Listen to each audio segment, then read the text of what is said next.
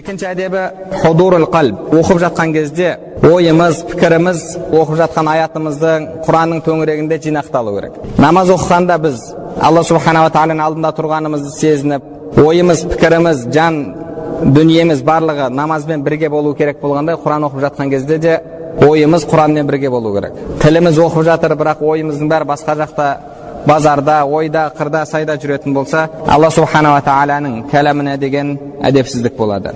Сахабалардың көзін көрген табииндер, сәләф салих ғұламалары егер бір аятты оқитын болса, оқыған кезінде жүрегі сол аятты сезінбесе, ойы басқа жақта болатын болса, ол аятты қайта қайтарып оқиды екен. Себебі Құран оқылған кезде оған берілетін сауап, ойымыз, пікіріміз басқа жақта жүріп, тек қана тіліміз қимылдағанға емес, адамның жүрегі оқып жатқан аятымен бірге болуы керек.